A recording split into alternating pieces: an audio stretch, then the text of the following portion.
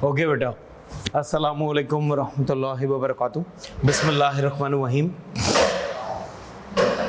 Last class में हमने company law के अंदर डिस्कस किया था कि सर जब भी कभी कंपनी को पैसों की ज़रूरत होती है तो कंपनी क्या करता है, अपने शेयर्स इशू करता है, और उसके अगेंस्ट में सर जो हमारे पास शेयर्स लेते हैं वो हमारे शेयर्स क्यों एक्वायर करेंगे, क्यों हमारे शेयर्स खरीदेंगे, उसकी हमारे पास दो वजह थी। एक वजह क्या थी जिसे हम कहते हैं डिविडेंड, और दूसरी वजह हमारे पास क्या थी जिसे हम कहते थे कैपिटल गेन। ऐसा ही था। फिर मैंने आप लोगों से कहा था कि सर अब हमें पता कैसे लगेगा कि यार कौन सी ऐसी कंपनी है जो कि कैपिटल गेन जिसका कैपिटल गेन मिलेगा या जिससे हमें डिविडेंड मिलेगा। सर उसकी पास्ट हिस्ट्री से आपको पता लग जाएगा कि क्या ये कंपनी डिविडेंड देती हुई आ रही है या नहीं देती हुई आ रही है। ठीक है। फिर मैंने आप लोगों को एक चीज़ बताई थी जिसे हम कहते थे सेपरेट लीगल एंटिटी कॉन्सेप्ट। ऐसा ही है जिसे हम कहते थे डॉक्ट्रिन ऑफ सेपरेट पर्सनालिटी। ऐसा ही है, कॉर्पोरेट पर्सनालिटी। अब ज़रा मुझे बताएं कि ये क्या है। कंपनी और उसके ओनर्स अलग हैं, कि कंपनी और उसके ऑनर दोनों क्या हैं, अलग अलग हैं। यानी कि सर कंपनी एक आर्टिफिशियल पर्सन है और ऑनर जो है वो इसके एक नेचुरल पर्सन है। ऐसा ही है सर, आर्टिफिशियल पर्सन को और नेचुरल पर्सन को हम क्या करते हैं, हम अलग अलग कर देते हैं। ठीक है सर, यानी कि अगर कोई चीज़ आर्टिफिशियल पर्सन के नाम पर है तो क्या सर नेचुरल पर्सन उसको अपनी मर्जी से अपनी कैपेसिटी में रहते हुए बेच सकता है? नहीं बेच सकता, क्योंकि सर वो चीज़ किसकी है, आर्टिफिशियल पर्सन की, तो उस पर सारी जिम्मेदारियां, सारी चीज़ें, सारे डिसीजंस किसके होंगे, उस आर्टिफिशियल पर्सन के होंगे। ऐसा ही है।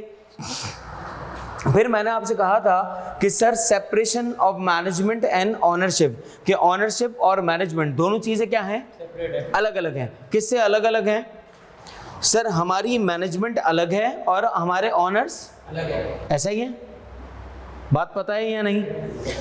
फिर मैंने आप लोगों को बताया था कि सर हम क्या करते हैं, हमने शेयर्स कैपिटल को डिफरेंट पार्ट्स में डिवाइड कर दिया था। सर आपने शेयर्स कैपिटल को डिफरेंट पार्ट में डिवाइड क्यों किया? क्योंकि सर ताकि मैक्सिमम लोग उन शेयर्स कैपिटल को क्या कर सकें, एक्वायर कर सकें, यानी कि खरीद सकें। ठीक है सर, क्या ये शेयर कैपिटल हमारा प्री अप्रूव्ड होगा? जी हाँ बिल्कुल, ये प्री अप्रूव्ड होगा। सर ज्यादातर जो हमारा शेयर्स होता है उसकी वैल्यू क्या होती है, उसकी वैल्यू होती है 10 रुपीज पर शेयर। अब सर इस 10 रुपीज पर शेयर की ये जो वैल्यू है इसे हम क्या कहते हैं? इसे हम कहते हैं पार वैल्यू, या इसे हम कहते हैं हमारी फेस वैल्यू, या इसे हम कहते हैं नॉमिनल वैल्यू। बताइए बात हमें। फर्ज करो अब सर हमें अगर कोई शेयर्स खरीदने हैं 1000 शेयर्स, सर एक शेयर कितने का है? 1000 shares of ₹10 is equals to कितना हो गया? 10,000 रुपीज हो गए इन टोटल। अब सर ये क्या है? इसे हम कहते हैं कि सर ये 1000 हमारे शेयर्स हैं, ये हमारा पार वैल्यू या हमारा नॉमिनल वैल्यू या हमारा फेस वैल्यू, और सर ये जो 10,000 है ये हमारा है शेयर कैपिटल। बात समझ आ रही है या नहीं? ठीक है सर, याद रखें एक चीज, सर हमेशा शेयर की जो वैल्यू होगी ना वो 10 रुपीज पर ही रिकॉर्ड होगी, यानी उसकी पार वैल्यू पर ही रिकॉर्ड होगी। सर अगर उसकी पार वैल्यू 20 है तो हम रिकॉर्ड किसके ऊपर कर रहे होंगे? 20 के ऊपर। अज्यूमिंग अगर मैं आपसे ये कह दूं कि सर हमने एक शेयर बेचा है, 10 रुपए का शेयर है, और सर वो बिका कितने का है मार्केट में? ₹12, 12 रुपए का बिका है। इसका मतलब सर शेयर की वैल्यू कितने से रिकॉर्ड की जाएगी, शेयर कैपिटल कितने से रिकॉर्ड किया जाएगा? 10 रुपए से। तो अब अगर आप इसको देखें तो इसको हम दो हिस्सों में डिवाइड कर सकते हैं। सर शेयर कैपिटल कितना है आपका? 10 रुपीज, और 2 रुपीज आपके क्या है? आपका शेयर प्रीमियम। ऐसा ही है। इसे हम कितना कहेंगे 2 रुपए। आ रही है बात समझ? यानी कि शेयर कैपिटल हमेशा कितने पे रिकॉर्ड किया जाएगा? उसकी पार वैल्यू पर ही रिकॉर्ड किया जाएगा। शेयर कैपिटल हमेशा किस पे रिकॉर्ड किया जाएगा? आप लोग जर्नल एंट्रीज बनाते हैं ना, जर्नल एंट्रीज आप जब भी कभी बनाते होंगे तो आप इसी तरह से बनाते होंगे, ऐसा ही है। फर्ज करो जर्नल एंट्रीज की क्या बनेगी? सर कैश आ गया हमारे पास, कितने का? 12 रुपए का। सर ये 12 रुपए से अब क्रेडिट करना होगा। शेयर कैपिटल तो हम रिकॉर्ड करेंगे कितने पे? 10 रुपए पे, लेकिन बाकी जो 2 रुपए हैं वो क्या है? दैट इज शेयर प्रीमियम, ऐसा ही है। इसी तरह अगर आप देखो सर, अगर ऐसा हो जाए कि हमने ये शेयर्स बेचा कितने का है? 8 रुपए का। सर अब क्या करेंगे? Share capital excellent, share capital कितने पे रिकॉर्ड होगा? 10 रुपए पे, और डिस्काउंट कितने पे आएगा?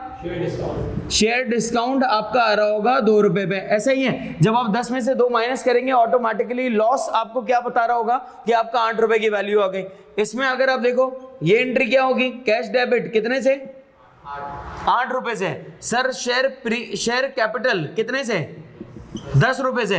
अब ये बीच में है, डेबिट साइड के ऊपर जो बच रहा है सर दैट इज लॉस। जब भी कभी लॉस होगा तो वो कहां पे आता है? डेबिट साइड के ऊपर, ऐसा ही है। वो कितना है? 0.2 शेयर डिस्काउंट, ठीक है। ये आपके काम की चीज वैसे है नहीं, लेकिन आपको मैं ये इसलिए बता रहा हूं कि सर ये काम आप ऑलरेडी करते हुए आ रहे हो, और वो करते हुए आप क्या आ रहे हो कि हमेशा शेयर कैपिटल आप किसके ऊपर रिकॉर्ड करते हो? पार वैल्यू पे, ना डिस्काउंट पे शेयर कैपिटल को रिकॉर्ड करते हो, ना प्रीमियम के ऊपर आप शेयर कैपिटल को रिकॉर्ड करते हो। आ रही है बात समझ? यस और नो? लिख लें अपने पास ये वाली बात। अच्छा बेटा, इसके बाद फिर आप अपने पास एक और चीज लिखिएगा, इसे हम कहते हैं परपीचुअल सक्सेशन। सर ये परपीचुअल सक्सेशन का मतलब क्या होता है? परपीचुअल सक्सेशन कहते हैं, यार मुझे एक आप चीज बताएं, आप पैदा हुए, मरेंगे भी, कोई नई बात है? नहीं।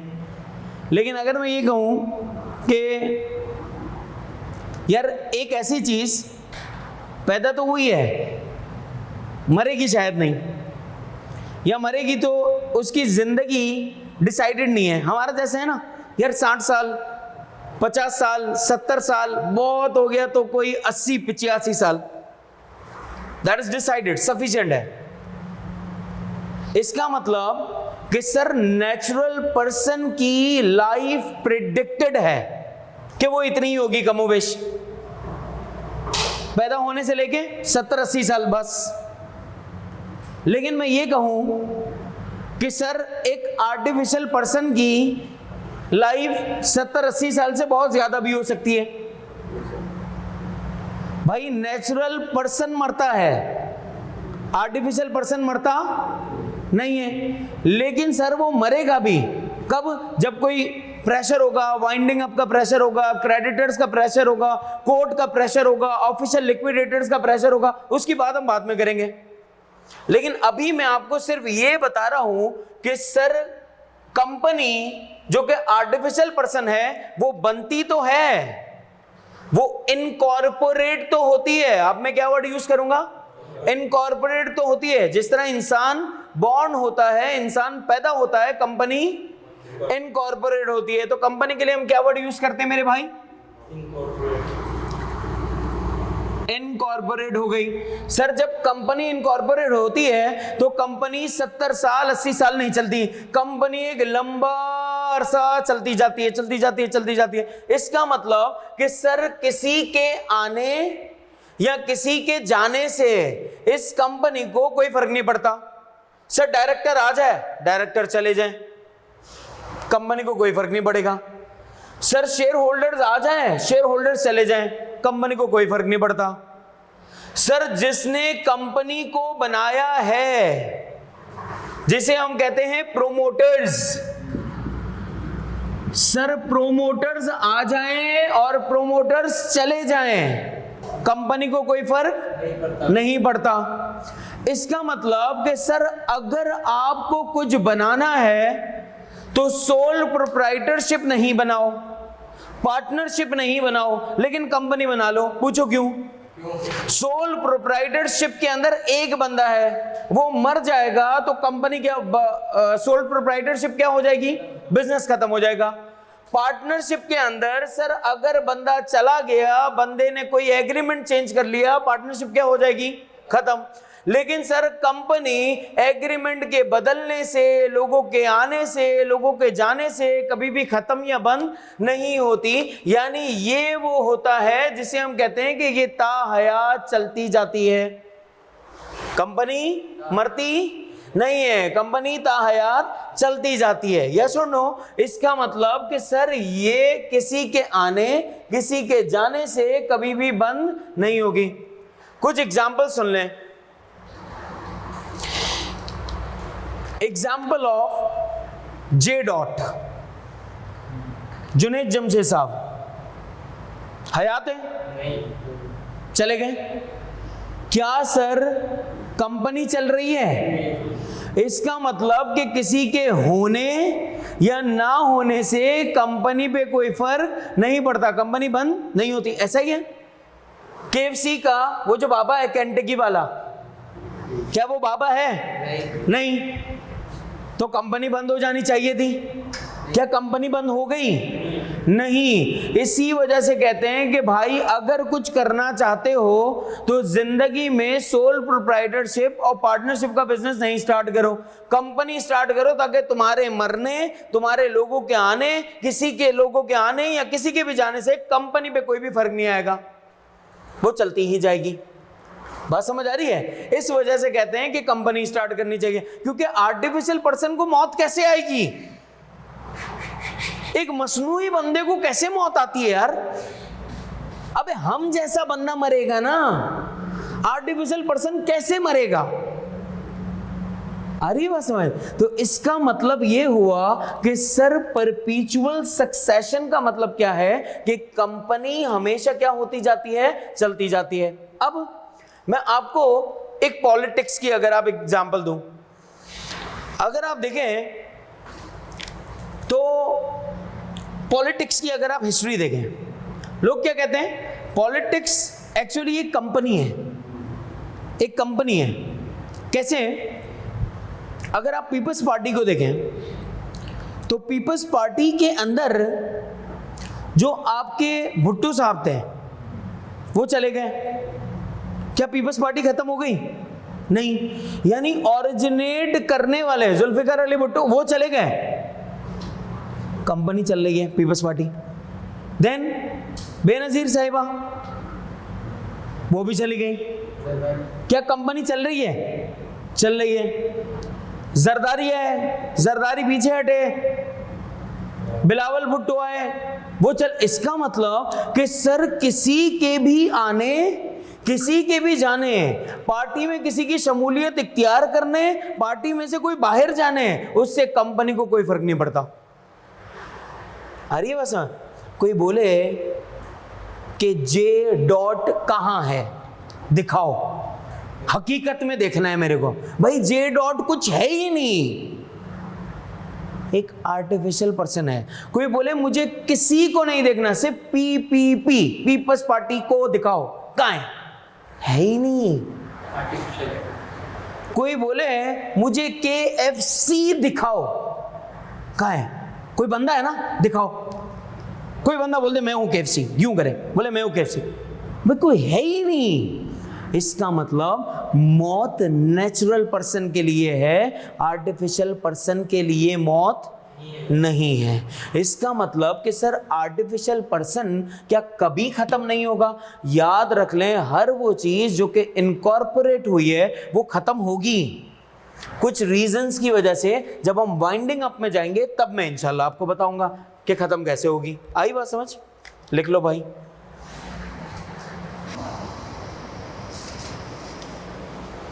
ठीक है, तो कंपनी क्या होती है, इनकॉर्पोरेट होती है, और कंपनी क्या होती है, वाइंड अप होती है, या कंपनी क्या होती है, डिसॉल्व होती है, डिसोल्यूशन होती है।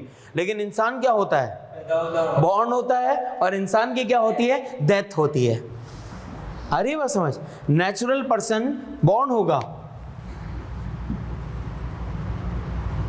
और आर्टिफिशियल पर्सन इनकॉर्पोरेट होगा। इसी तरह सर जो हमारा नेचुरल पर्सन है इसकी डेथ होगी, और ये जो हमारा आर्टिफिशियल पर्सन है इसकी वाइंडिंग अप होगी। आ रही है बात समझ?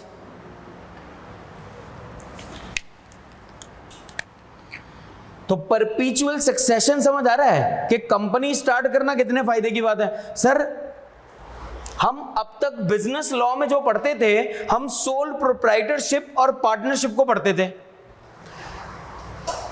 बिजनेस लॉ के अंदर हम सोल प्रोप्राइटरशिप और पार्टनरशिप के बारे में पढ़ते थे।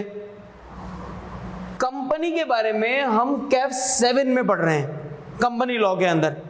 इससे पहले वहां पर कंपनी का कोई जिक्र नहीं था, वहां सारी बातें सोल प्रोप्राइटरशिप और पार्टनरशिप की थी, और यहां सारी बातें कंपनी से रिलेटेड है। आगे बात समझ? अब जरा यहां देखो सर, इसके बाद है हमारे पास जिसे हम कहते हैं लिमिटेड लायबिलिटी।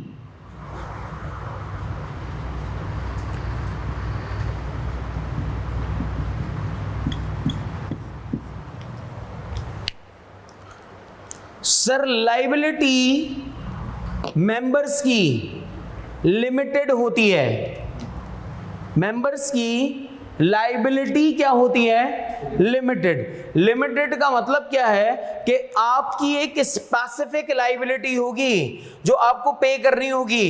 इसे हम कहते हैं कि sir member is liable up to a certain amount, कि वो किस अमाउंट तक लायबल होगा, एक स्पेसिफिक अमाउंट तक लायबल होगा, एक सर्टेन अमाउंट तक लायबल होगा, उससे ज्यादा वो लायबल नहीं होगा। मेंबर किस अमाउंट तक लायबल होता है, एक सर्टेन अमाउंट तक लायबल होता है, उससे ज्यादा वो लायबल नहीं होता। सर कैसे पता लगता है कि लायबिलिटी मेंबर की कितनी है? डिपेंड करता है टाइप्स ऑफ कंपनी पे। किस पे डिपेंड करता है? टाइप्स ऑफ कंपनी पे। शेयर होल्डर,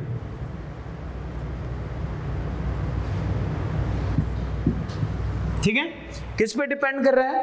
कंपनी की टाइप पे डिपेंड कर रहा है। अब जरा यहां पर देखें, पहली चीज सर क्या ये कंपनी लिमिटेड बाय शेयर्स है, या क्या ये कंपनी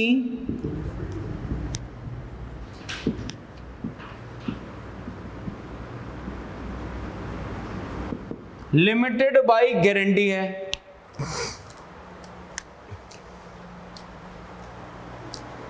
ठीक है सर, जब कंपनी स्टार्ट हो रही होगी, लिख रहे हैं ना मेरे साथ साथ, लिमिटेड लायबिलिटी कैसे पता लगेगी? सर इसका मतलब क्या है कि जो बंदा है, जो मेंबर है, उसकी लायबिलिटी क्या होगी, लिमिटेड होगी। सर लिमिट कितनी होगी? एक सर्टेन अमाउंट तक लिमिट होगी। अब ये कैसे पता लगेगा कि क्या अमाउंट है लिमिटेड की? सर या तो वो कंपनी लिमिटेड बाय शेयर्स होगी, या वो कंपनी लिमिटेड बाय गारंटी होगी। अब सर जरा यहां पे देखें, अगर हम इसकी बात लिमिटेड बाय शेयर्स की करें, पहले जब कंपनी इनकॉर्पोरेट होगी, क्या मतलब? जब कंपनी बनेगी, जब कंपनी क्या होगी, इनकॉर्पोरेट होगी, यानी जब कंपनी बनेगी तो सर होगा क्या?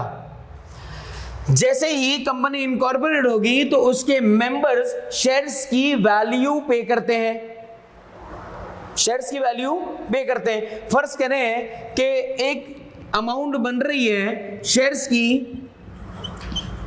1,20,000 रुपए। कितनी? 1,20,000 रुपए।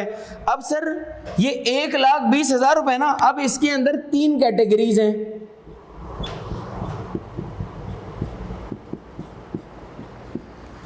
सर या तो लाइबिलिटी इन शेयर्स की at the time of incorporation, जो मेंबर्स होंगे उन्होंने फुली पेड कर दिया होगा 1,20,000 रुपए को।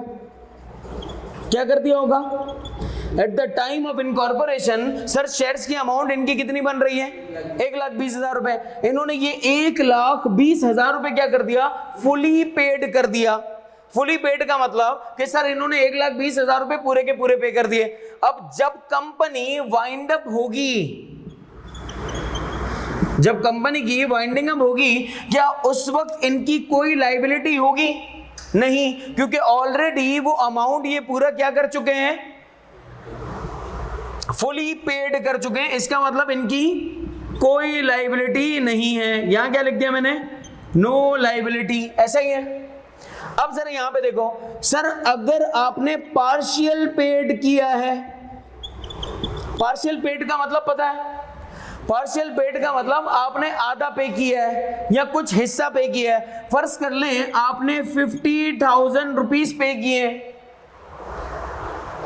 तो sir at the time of winding up, at the time of winding up आपकी क्या कोई लाइबिलिटी बाकी है पे करने के लिए?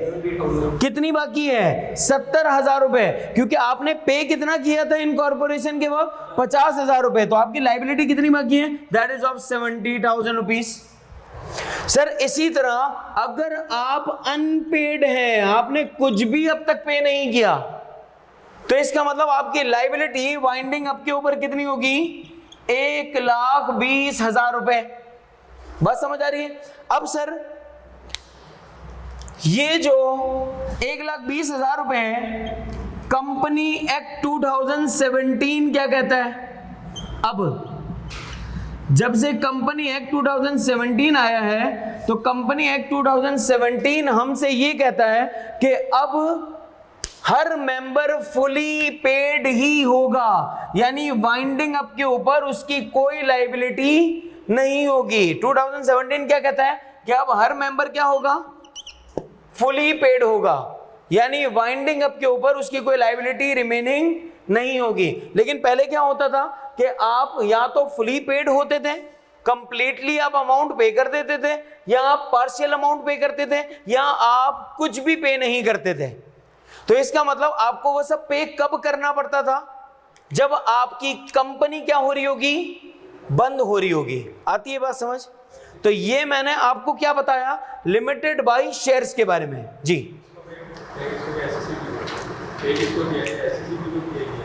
जी जी जी, आई बात समझिए कि आपने क्या किया? आपने ये अमाउंट एक्चुअली पे कर दिया। अच्छा, एक चीज है जिसे हम कहते हैं रजिस्ट्रार, और एक चीज है जिसे हम कहते हैं SECP। ये दोनों अलग अलग वर्ड्स हैं। सर ये अलग अलग वर्ड्स ये हमें बताएंगे कब आप? बड़े हो गए? नहीं, अगली शायद 2 गिलासों के बाद, 2 से 3 गिलासों के बाद आपको ये पता लगने लग जाएगा कि सर रजिस्ट्रार कौन होता है, SECP का क्या काम है, SECP की क्या पावर्स हैं, SECP क्या काम कर सकता है, रजिस्ट्रार क्या काम कर सकता है। ठीक है जो अमाउंट है शेयर्स की, मतलब शेयर इशू की जी, ये उस चीज की अमाउंट है। तो सारे शेयर्स नहीं खरीदे किसी ने? नहीं, अभी तो इनिशियली बात कर रहे हैं हम, इनकॉर्पोरेशन के वक्त की बात कर रहे हैं, इनकॉर्पोरेशन के वक्त की बात कर रहे हैं। अभी हम पूरे ऑथोराइज शेयर कैपिटल इशू करने की बात नहीं कर रहे हैं, अभी तो हम इनकॉर्पोरेशन के वक्त की बात कर रहे हैं। आगे बात है। तो इसका मतलब कि सर अब आपको कभी भी अगर 2017 के एक्ट के हिसाब से अब आप पार्शियल पेड और अनपेड नहीं कर सकते, अब आपको पेमेंट क्या करनी होगी? फुली पेड करनी होगी। क्या करनी होगी? Fully paid. ठीक है, तो ये हमें क्या पता लग रहा है? लिमिटेड बाय शेयर्स के बारे में। प्लीज मेक श्योर करें आप लिख रहे हैं। ठीक है भाई, तो इसका मतलब ये किसके ऊपर डिपेंड कर रहा है? डिपेंड कर रहा है कि आपने अगर पे कर दिया है तो आपकी कोई लाइबिलिटी नहीं होगी, लेकिन सर अगर आपने पेमेंट नहीं की तो आपकी लाइबिलिटी रिमेनिंग होगी। अब सर लिमिटेड बाय शेयर्स आपको पता लगा। अब एक है जिसे हम कहते हैं limited by guarantee, limited by guarantee. Sir limited by guarantee का मतलब क्या है? लिमिटेड बाय गारंटी में सर कंपनी को अगर लोन चाहिए, कंपनी को अगर पैसा चाहिए,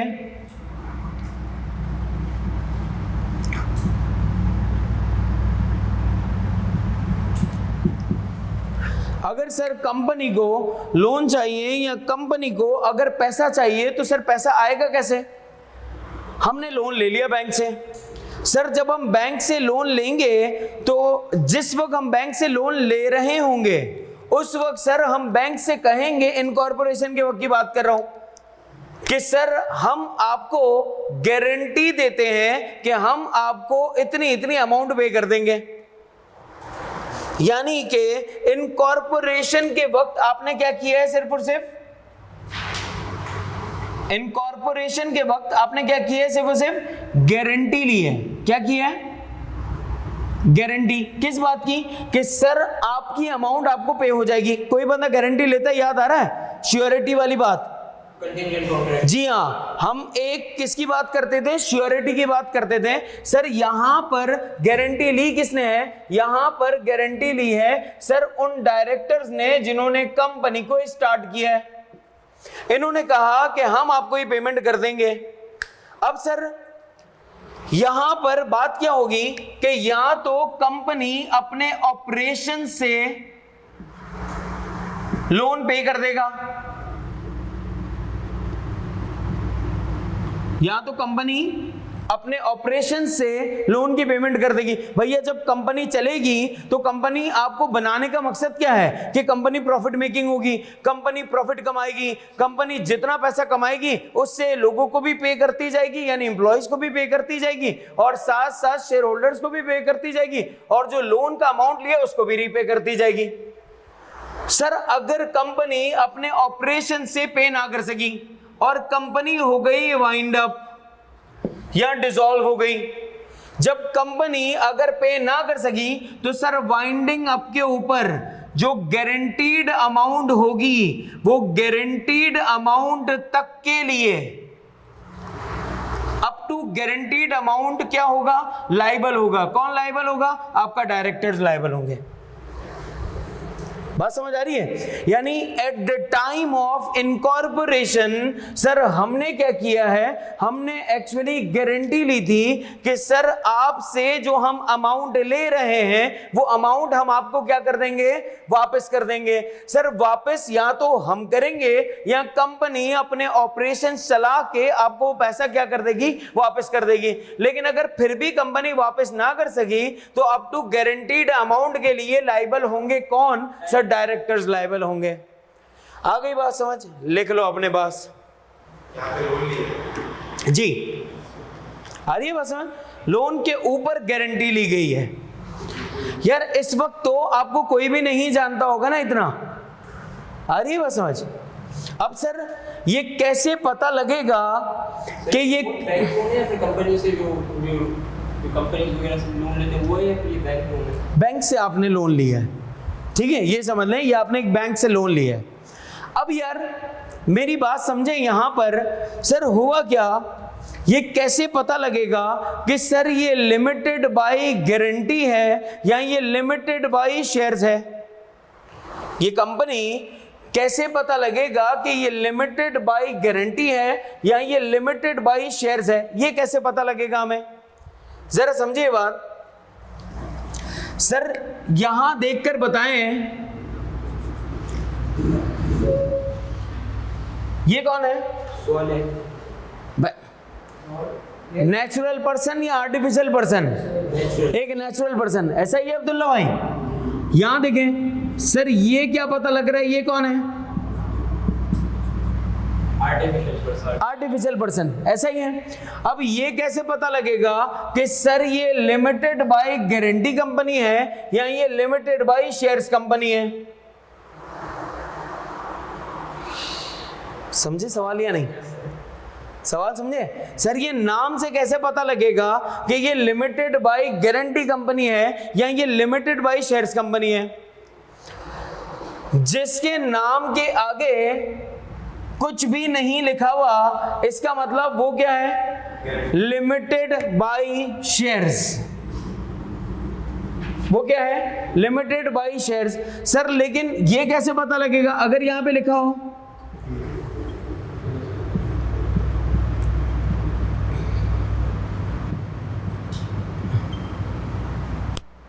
उसमें स्वाले गारंटी लिमिटेड लिखा हुआ होगा पहले से।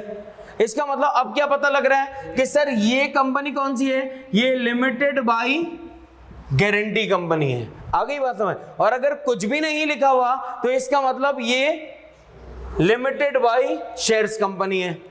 आ गई बात समझ? होंगी? आज जाके देखना। हाँ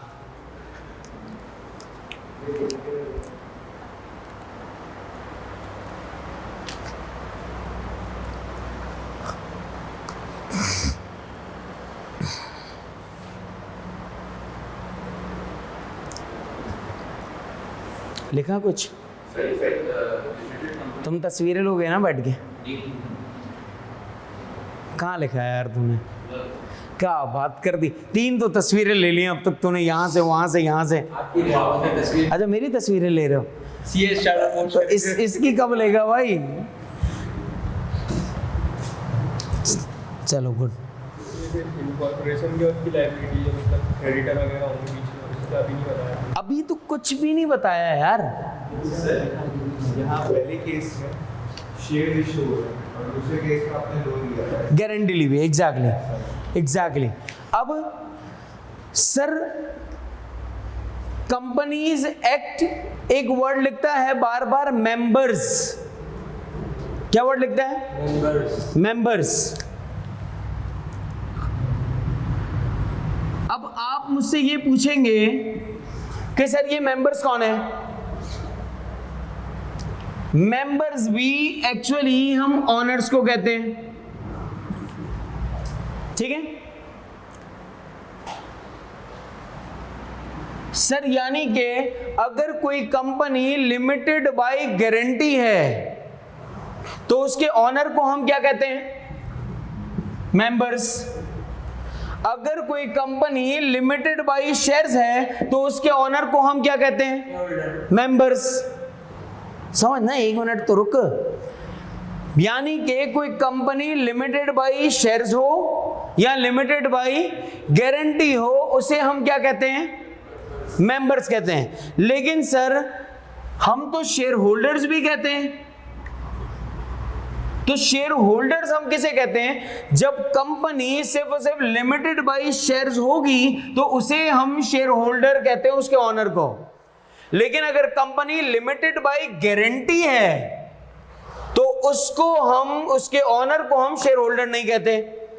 यानी कि कंपनी चाहे लिमिटेड बाय शेयर्स है चाहे लिमिटेड बाय गारंटी है, हम चाहें तो दोनों के ऑनर्स के लिए हम क्या वर्ड यूज कर सकते हैं? मेंबर्स। क्या वर्ड यूज कर सकते हैं? मेंबर्स। चाहे कंपनी लिमिटेड बाय शेयर्स हो चाहे कंपनी लिमिटेड बाय गारंटी हो, दोनों के लिए वर्ड आप क्या यूज करेंगे? मेंबर्स। यस और नो?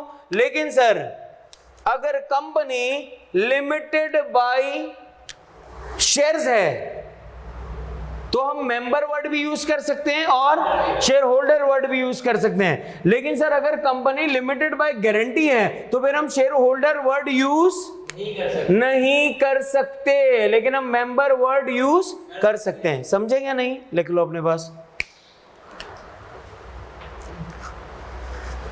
तो सर मेंबर वर्ड क्यों लिखा हुआ होता है? क्योंकि वो दोनों में काम आ जाता है। आ गई बात समझ? चाहे वो लिमिटेड बाय शेयर्स हो चाहे वो लिमिटेड बाय गारंटी हो, उन दोनों में ये मेंबर का वर्ड काम आ जाएगा। लिमिटेड बाय गारंटी है वो स्टॉक एक्सचेंज में लिस्ट तो नहीं होती ना? कौन सी? जो लिमिटेड बाय गारंटी है वो स्टॉक एक्सचेंज में। देखें अभी तो हम स्टॉक एक्सचेंज वाली कंपनी पे आए नहीं है, प्राइवेट पब्लिक क्या है उस पे आएंगे, सब पता लगेगा अभी आपको। अभी तो मैंने कुछ भी नहीं बताया आपको, सिर्फ बेसिक चीजें बता रहा हूं कि कैसे पता लगेगा, इसका नाम पढ़ के कि कंपनी है कौन सी। शेयर होल्डर किसको बोलते हैं, मेंबर किसको बोलते हैं, ऑनर किसे कहते हैं, आर्टिफिशियल पर्सन क्या होता है, आर्टिफिशियल पर्सन को पैदा कर देते हैं, क्या आर्टिफिशियल पर्सन मर भी जाता है, मरता है तो कितने कितने सालों के बाद मरता है, 100 सालों बाद, 500 सालों तक जिंदा रहता है। कितनी ऐसी कंपनीज हैं चल रही है भाई, जिंदा है कितने कितने सालों से। इसका मतलब ये इतनी आसानी से मर नहीं रही, लेकिन नेचुरल पर्सन मर रहा है।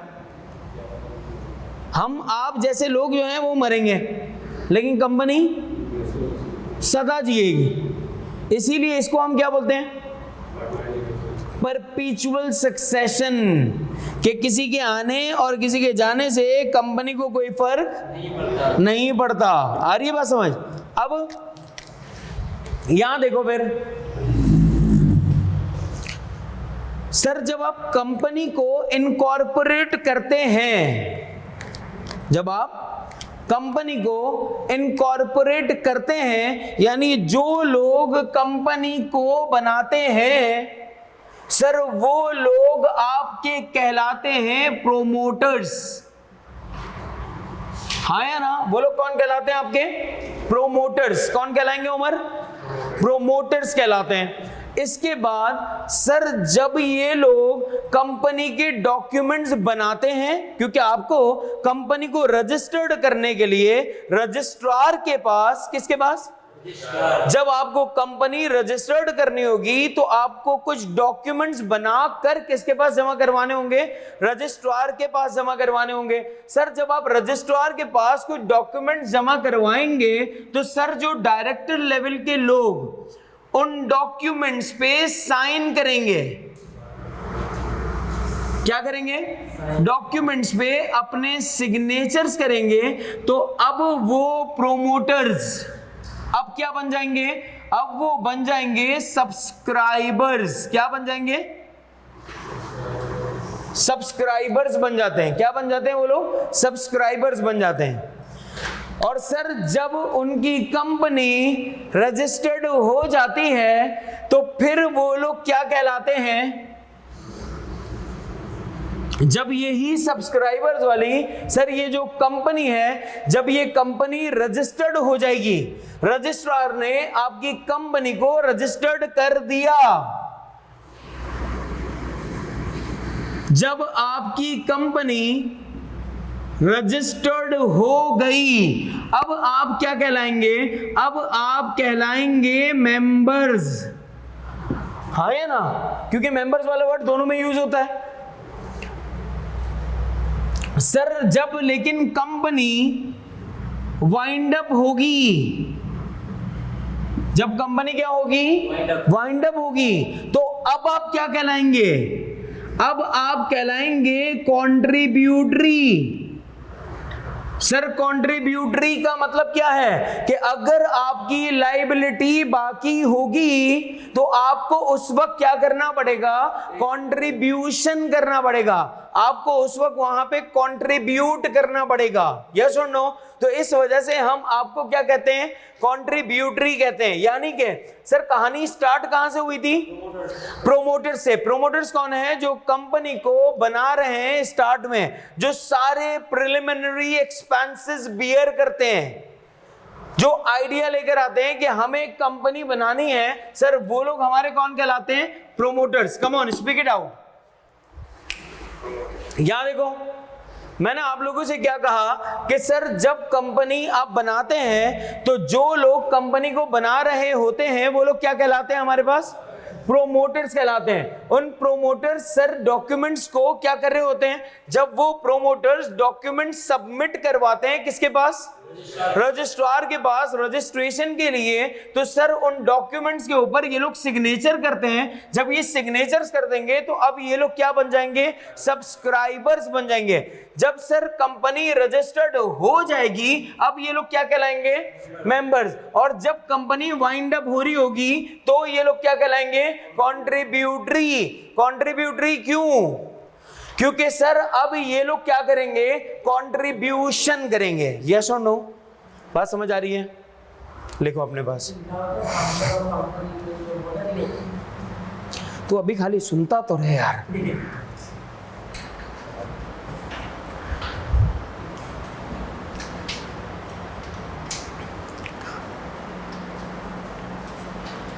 बहुत सारे लोग स्टार्ट में साथ होते हैं, सब्सक्राइबर्स तक साथ नहीं होते, छोड़ जाते हैं। हाँ है ना, स्टार्ट में बोलते नहीं यार हम नहीं आ रहे साथ। मतलब बहुत सारे लोग स्टार्ट में जब आपका कहीं जाने का प्लान बनता है, खाने का प्लान बनता है, तो कितने लोग होते हैं साथ गैदरिंग में बैठे हुए, हाँ चलो चलो चलो। फिर उसके बाद काम करने में आगे कितने होते हैं? दो चार। फिर उसके बाद चलने में आगे कितने होते हैं? शायद एक आधा या दो, आप ही बच जाते हैं। बोला अब मैं अपने साथ भी मैं, तो मैं कहाँ जाऊं? तो फिर कंट्रीब्यूटरी तक कहानी आ पहुंचती है कि अब जो कुछ किया है ना, अब उसकी कंट्रीब्यूशन तू ही कर। फार्म हाउस बुक करा है, उसके पैसे तू दे। खाना बुक करा है, उसके पैसे भी तू दे। तो दोस्तों में ना कभी काम करो ही नहीं। दोस्तों में कभी जिंदगी में आपको काम करना ही नहीं चाहिए, हाँ वरना आप ही पिछोगे। ये सीख लो, समझ लो। है देख यार, जिंदगी में इस तेरा पेपर कैसा हुआ ईमानदारी से बता, फिर भी तेरे को ट्रीट चाहिए। तो बोल सर मैं पास होने वाला हूँ, मैं देखो मैं आपके लिए क्या करता हूँ। यार कैसा बंदा है यार।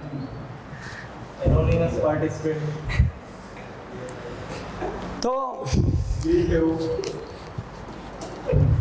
मतलब तेरा पेपर पास होने वाला है या नहीं? होने वाला है ना अब्दुल्ला भाई? पेपर पास होने वाला है ना यार। जब तुम्हारा पेपर पास होने ही वाला है तो ट्रीट तुम्हें देनी चाहिए मुझे। बता ईमानदारी से बता। अब मिल बांट गए। मतलब हमारे वक्त में अमेरिकन सिस्टम और तुम्हारे वक्त में, यार ऐसा तो नहीं यार, बुरी बात हो जाएगी। तो तुम्हारा पास हो गया ना, तो तू मुझे खाना खिला, हाँ तू मुझे गिफ्ट दे, तू मुझे इन कंपनी की यादों में तू मुझे जे डॉट के परफ्यूम ला के दे, तू मुझे बुनेंजा की यादों में, कंपनी है ना यार एक, अब इसका ऑनर कौन है हमें नहीं पता, किसने बुनेंजा बनाया हमें नहीं पता, जे डॉट किसने बनाई हमें पता है लेकिन है नहीं, कंपनी तो चल रही है ना। तो भैया तू इन सब की यादों में मुझे ट्रीट दे। ऐसा ही है, जब भैया आप पास हो गए और आप पास होने वाले हैं, तो जब ये सारे लोग पास हो गए, पढ़ा तो मुझसे ना यार, जब मुझसे पढ़ा है तो यार मुझे उस तरह का ट्रीटमेंट भी दे दो आप फिर, ताकि यार नहीं मुझे चाहिए, अब मुझे चाहिए ट्रीट। अब मैं चाहता हूं कि मुझे मिले ट्रीट। ये क्या बात हो गई यार, हमें नहीं चाहिए। अब यार दुआ कर, अल्लाह करे वो पास तो है, तुम्हारा पास तो है। ऐसा ही है ना खत्री भाई, पास तो है। जैसे ही पास हो जाए मुझे फोन करना, बोलना सर मिठाई खाएंगे, तो मैं बोलूंगा नहीं चरखा स्टेक।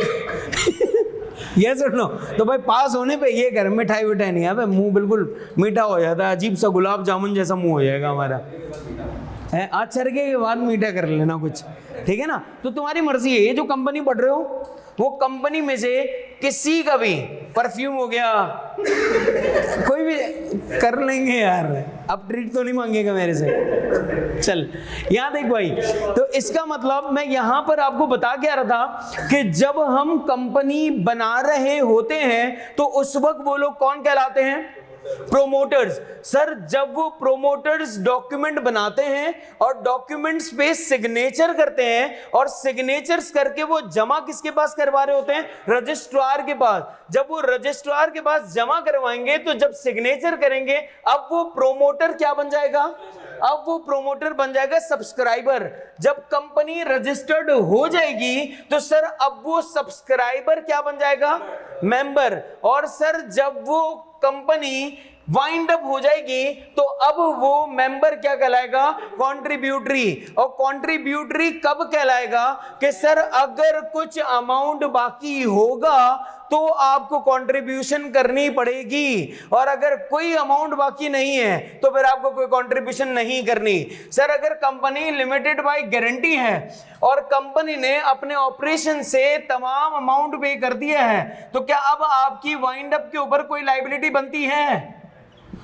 नहीं बनती। इसका मतलब अब आप लायबल नहीं है। लेकिन सर अगर मैं आपसे ये कहूं कि कंपनी लिमिटेड बाय शेयर्स है और आपने फुली पेड अमाउंट कर दिया है तो क्या वाइंडिंग अप के ऊपर आपकी कोई लायबिलिटी है? नहीं सर। लेकिन अगर कंपनी ने कुछ भी पे नहीं किया तो वाइंडिंग अप के ऊपर आपकी कंप्लीट लायबिलिटी होगी जितने नंबर ऑफ शेयर्स एक्वायर किए हुए होंगे।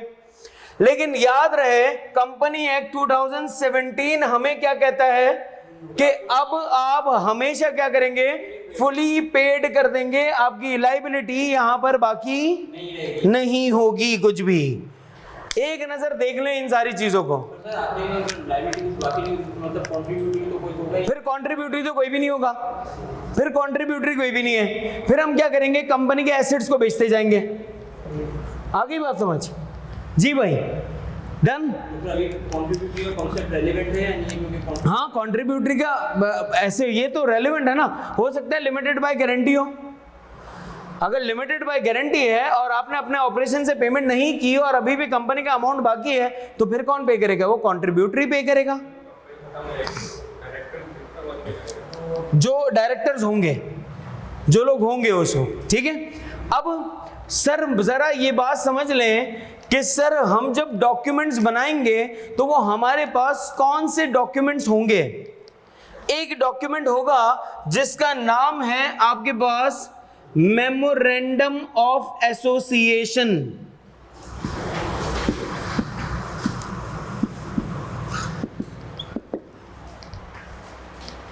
दूसरा आपके पास जो डॉक्यूमेंट है उसे हम कहते हैं article of association.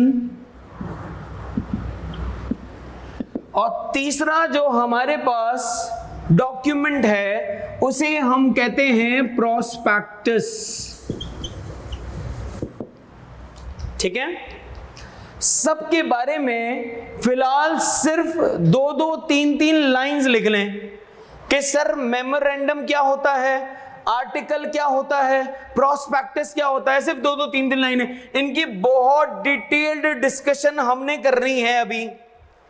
Sir memorandum of association क्या है? ये एक्चुअली गाइडलाइन है जर्नल पब्लिक के लिए। सर मेमोरेंडम ऑफ एसोसिएशन जो है, लिखो लिखो लिखो, मेमोरेंडम आप भी लिखे ना। ओके कौन सी क्लास है? कैफ 3 की। ओके कौन से पेपर्स दिए आपने? ओके हाँ ठीक है ठीक है।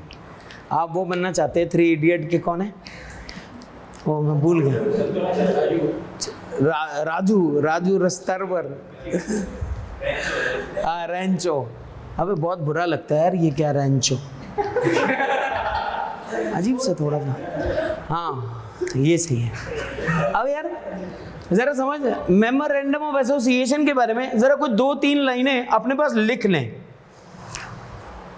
सर मेमोरेंडम ऑफ एसोसिएशन क्या है? ये एक ऐसा डॉक्यूमेंट है जो कि गाइडलाइंस होती है जर्नल पब्लिक के लिए। इसके अंदर हमारे पास डिफरेंट डिफरेंट क्लॉजेज होते हैं। क्या होते हैं? Clauses. CLAUSES।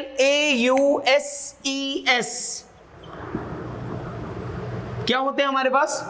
Clauses. Sir clauses का मतलब क्या होता है? डिफरेंट डिफरेंट पैराग्राफ्स लिखे हुए होते हैं। किस तरह के पैराग्राफ लिखे हुए होंगे? लाइक कंपनी का नाम क्या होगा, कंपनी का रजिस्टर्ड ऑफिस क्या होगा, कंपनी का प्रिंसिपल लाइन ऑफ बिजनेस क्या होगा, सर ये तमाम बातें कहां पे लिखी हुई होंगी? इस मेमोरेंडम ऑफ एसोसिएशन के अंदर लिखी हुई होंगी। जितने भी डॉक्यूमेंट्स हैं उन तमाम डॉक्यूमेंट्स में सर सबसे सुपीरियर डॉक्यूमेंट अगर कोई माना जाता है तो वो कौन सा है आपका? मेमोरेंडम ऑफ एसोसिएशन तमाम डॉक्यूमेंट्स में सबसे सुपीरियर डॉक्यूमेंट है।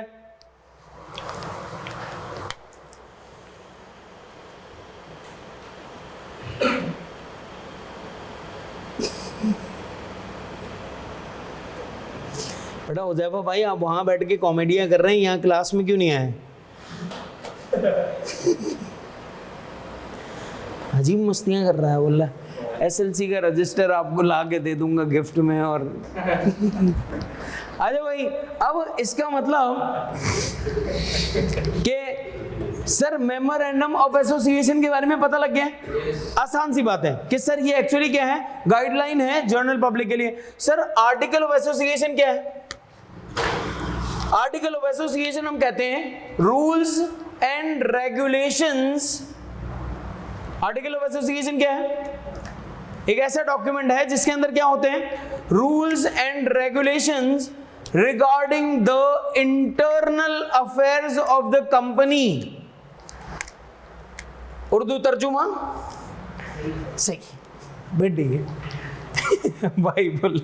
कंपनी के अंदर सर कंपनी के इंटरनल जितने भी रूल्स उसूल जितनी चीजें बनाई गई होंगी ना कंपनी के इंटरनल मैटर्स को डील करने के लिए, सर वो तमाम बातें किसके अंदर लिखी हुई होंगी? आर्टिकल ऑफ एसोसिएशन के अंदर। यानी कि सर क्या मैं ये कह सकता हूं कि डायरेक्टर से रिलेटेड बातें आर्टिकल ऑफ एसोसिएशन में लिखी हुई होंगी? यस और नो? डायरेक्टर से रिलेटेड बातें आर्टिकल ऑफ एसोसिएशन में लिखी होंगी क्योंकि डायरेक्टर्स किस चीज का पार्ट है? इंटरनल मैनेजमेंट का। सर एम्प्लॉय से रिलेटेड बातें भी कहां पर लिखी हुई होंगी? आर्टिकल ऑफ एसोसिएशन के अंदर। ऐसा ही है सर, यानी जितने भी इंटरनल मैटर्स हैं, जितने भी इंटरनल अफेयर्स हैं, उन सब की डीलिंग कहां लिखी हुई होगी? आर्टिकल ऑफ एसोसिएशन में। सर क्या मैं ये कह सकता हूं मीटिंग्स के बारे में? मीटिंग्स कब कब कंडक्ट होंगी ये यहां पे लिखा होगा। सर डायरेक्टर को की एलिजिबिलिटी क्राइटेरिया क्या होगा? यहां पे लिखा होगा। डायरेक्टर्स का डिस्क्वालिफिकेशन कैसे होगी? डायरेक्टर्स को रिमूव कैसे किया जाएगा? डायरेक्टर कितने कितने टाइम के? सर ये आर्टिकल ऑफ एसोसिएशन के अंदर लिखा हुआ होगा कंपनी के। बात समझ आ रही है? इसका मतलब कि सर ये दो डॉक्यूमेंट्स के बारे में अब तक हमें सिर्फ ग्लिम्सेस पता लगी हैं बस। ग्लिम्सेस क्या है? मेमोरेंडम ऑफ एसोसिएशन किसको डील करता है? सर डील करता है जर्नल पब्लिक के लिए क्या होती है? ये गाइडलाइंस है। ये आर्टिकल ऑफ एसोसिएशन किसको डील करता है? सर कंपनी के इंटरनल मैनेजमेंट के ऊपर जितने भी रूल्स एंड रेगुलेशंस होते हैं। और प्रोस्पेक्टस क्या होता है? प्रोस्पेक्टस आप समझ लें एक किस्म का एडवर्टाइजमेंट है। ये क्या है? एक किस्म का इनविटेशन है। हम ये चाहते हैं कि आप अपनी जेब से पैसा निकाल कर कहां पे रखवा दें? कंपनी के अंदर रखवा दें, यानी कंपनी के आप शेयर्स खरीद लें। तो इस वजह से हम लोग क्या इशू करते हैं? हम आपको एक प्रोस्पेक्टस इशू करते हैं जिसमें खूबसूरत बातें लिखी हुई होती हैं, जन्नती बातें लिखी हुई होती हैं, ताकि जिससे आपको ये पता लगे कि कंपनी इतनी खूबसूरत, इतनी महान, ये जितनी ऊपर जाएगी उकाब की तरह, मैं मक्खी, मैं भी ऊपर जाऊंगा इतना ही। है ना? मतलब आपको ऐसा लगेगा कि बोला कंपनी तो इतना ऊपर जाता हुआ मुझे दिख रही है, तो मैं तो मक्खी हूं, मैं उकाब पे बैठ जाऊं तो वो मुझे भी इतना ही ऊपर ले जाएगा। हाँ तो भाई तुझे भी इतना ही ऊपर ले जाएगी कंपनी। तो आपको प्रोस्पेक्टस के अंदर कंपनी की सारी खूबियां दिख रही होंगी। यस और नो? वो सारी बातें क्यों लिखी हुई हैं? ताकि आप कंपनी के अंदर अपना पैसा क्या करो? इन्वेस्ट करो। यस और नो? आपने कंपनी की खूबसूरती कैसे जज करेंगे ये पर बता। ये प्रोस्पेक्टस के अंदर सब लिखा हुआ होगा। जैसे कि तुमने कभी अपना पोर्टफोलियो बनाया है? मतलब अपना पोर्टफोलियो होता है ना, उससे पता लगता है बंदा कितना खूबसूरत है। खूबसूरत तो तस्वीरें लगाओगे तो पता लगेगा, वरना अगर आप मतलब अगर लिख के अक्सर आपकी सीवी बताती है कि यार ये बंदा जिंदगी में कितना ऊपर जाएगा, हाँ या ना। कुछ लोग होते हैं इनकी सीवी बता रही होती है कि ये ऊपर ही जाएगा। बर्थ कब की है? 1973 की, 1965 की, 1955 की। तो आप अगर कोई उसकी सीवी देखिएगा तो क्या बोलेगा? ये ऊपर जाएगा, ये जल्दी जाएगा। तो आपको पता लग जाएगा उसकी सीवी देख के। इसी तरह कंपनी का प्रोस्पेक्टस देखकर आपको पता लगेगा कि यार ये कंपनी कितनी महान है, कितनी आगे तक जाएगी। आ रही है बात समझ? सर इसका मतलब कि कंपनी के प्रोस्पेक्टस में तो आप कुछ भी लिखें, कोई चेक एंड बैलेंस ही नहीं होगा। ओ भैया, रजिस्ट्रार के पास आप ये डॉक्यूमेंट्स जमा करवाओगे सारे, वो चेक एंड बैलेंस करेगा, वो रिव्यू करेगा, वो मॉनिटर करेगा, उसके बाद आपकी कंपनी को रजिस्टर्ड करेगा और आपको मेंबर बनाएगा। बातें समझ आई? पक्की बात है? यस और नो? लिखें, फिर एक जल्दी से रिकैप करेंगे आज की क्लास का और फिर क्लास को वाइंड अप करेंगे। आ भाई, समझ आ गई बात? साथ भाई, खत्री भाई, कर लें रिवाइज इसको एक बार जल्दी से। कितनी बातें की हैं ये जल्दी से एक नजर देख लें। सबसे पहले मैंने आप लोगों को ये बताया था कि सर कंपनी की मैनेजमेंट और कंपनी दोनों अलग अलग हैं, ऐसा ही है सर। मैंने आप लोगों से ये कहा कि यानी ऑनरशिप और मैनेजमेंट दोनों क्या है? अलग अलग है। और दूसरा मैंने आपको बताया कि कंपनी का ऑनर और कंपनी खुद ये भी अलग अलग है, यानी आर्टिफिशियल पर्सन और नेचुरल पर्सन अलग है, ऑनर अलग है, मैनेजमेंट अलग है। यस और नो? फिर मैंने आपको बताया कि सर कंपनी के जो शेयर्स होते हैं उनको हम क्या करते हैं, हम स्मॉलर पार्ट्स में डिवाइड कर देते हैं ताकि हम मल्टीपल लोगों को क्या कर सकें, अट्रैक्ट कर सकें और मल्टीपल लोगों को ऑनरशिप दे सकें। सर जो हमेशा मैंने आपसे कहा कि शेयर्स किस वैल्यू के ऊपर होते हैं, एक पार वैल्यू के ऊपर या एक नॉमिनल वैल्यू के ऊपर होते हैं। फिर मैंने आपसे कहा कि सर अगर आप शेयर की वैल्यू 10 रुपए है और आप शेयर को प्रीमियम के ऊपर बेच रहे हो, तो जब कभी आप शेयर को प्रीमियम के ऊपर भी बेचोगे तो सर शेयर्स कैपिटल रिकॉर्ड कितने के ऊपर होगा? उसकी एक्चुअल वैल्यू पे, पार वैल्यू पे। फिर इसी तरह सर अगर आपने डिस्काउंट पे बेचा है तब भी शेयर कैपिटल कितने पे रिकॉर्ड किया जा रहा होगा? उसकी पार वैल्यू पर ही रिकॉर्ड किया जा रहा होगा। फिर मैंने आपसे कहा कि सर परपीचुअल सक्सेशन का मतलब क्या है? परपीचुअल सक्सेशन का मतलब होता है कि सर कंपनी क्या हो रही होती है, ताहयात चलती है, किसी के आने या किसी के जाने से कंपनी के ऊपर कोई फर्क नहीं पड़ता। सर लोग जो हैं हमारे जैसे वो 60, 70, 80, 90 साल जिएंगे, लेकिन कंपनी 400 साल जिएगी, 500 साल भी जी सकती है, इससे ज्यादा भी जी सकती है। यस और नो? क्योंकि एक आर्टिफिशियल पर्सन नहीं मरता लेकिन एक नेचुरल पर्सन मर जाता है, उसकी मौत हो जाती है। सर कंपनी के पैदा होने को हम बॉन्ड नहीं कहते, कंपनी के पैदा होने को हम इनकॉर्पोरेशन कहते हैं। इसी तरह सर कंपनी के वाइंडिंग अप को हम डेथ नहीं कहते, हम कंपनी के वाइंडिंग अप को वाइंडिंग अप या डिसोल्यूशन कहते हैं। यस और नो? फिर मैंने आपसे कहा कि कंपनी की लायबिलिटी क्या होती है? लिमिटेड। सर यानी कि मेंबर्स की जो लायबिलिटी है वो लिमिटेड है up to a certain amount. Sir वो लिमिट कैसे पता लगती है? या तो कंपनी लिमिटेड बाय शेयर्स होगी या कंपनी लिमिटेड बाय गारंटी होगी। अगर कंपनी लिमिटेड बाय शेयर्स होगी तो सर तीन बातें हो जाएंगी कि या तो कंप्लीट अमाउंट पेड होगी या पार्शियल अमाउंट पेड होगी या अमाउंट अनपेड होगी। इसी तरह सर मैंने आपसे कहा कि limited by guarantee, limited by guarantee के अंदर हमारे पास क्या है कि सर यहां पर कंपनी की गारंटी ली गई होगी कि सर हम आपको पे कर देंगे। सर अब वो पेमेंट होगी कैसे कि सर या तो कंपनी अपने ऑपरेशन से पे कर देगी या वाइंडिंग अप के ऊपर जो है वो उसके जो डायरेक्टर्स हैं वो पेमेंट करेंगे, कितनी अमाउंट जितने की गारंटी ली हुई होगी। बात समझ आ रही है? फिर मैंने आपको बताया था कि सर मेंबर्स का मतलब क्या है कि अगर कंपनी लिमिटेड बाय शेयर्स है या कंपनी लिमिटेड बाय गारंटी है तो इसके ऑनर को हम क्या कहते हैं? मेंबर्स कहते हैं। और सर शेयर होल्डर हम किसे कहते हैं? ऑनर को। जब कंपनी लिमिटेड बाय शेयर्स हो लेकिन लिमिटेड बाय गारंटी में हम शेयर होल्डर ऑनर को नहीं कहते। ठीक है? फिर मैंने आप लोगों को क्या बता दिया है? फिर मैंने यहां पर बताया कि सर ये क्या पता लग रहा है, ये वर्ड सवाले क्या है? Natural person. ये क्या पता लग रहा है, स्वाले लिमिटेड लिखा हुआ है, ये क्या पता लग रहा है, एक आर्टिफिशियल पर्सन। और कैसे पता लग रहा है कि artificial person limited by guarantee है या लिमिटेड बाय शेयर्स है? सर ये लिमिटेड बाय शेयर्स है, क्योंकि लिमिटेड बाय गारंटी में आगे लिखा हुआ होगा स्वाले गारंटी लिमिटेड, यस और नो। फिर मैंने आपको बताई ये बातें कि सर कंपनी जो लोग स्टार्ट कर रहे होते हैं वो लोग कौन कहलाएंगे? प्रोमोटर्स। सर जब आप डॉक्यूमेंट बना के सिग्नेचर कर देंगे, नाउ यू बिकम सब्सक्राइबर्स। जब कंपनी रजिस्टर्ड हो जाएगी देन,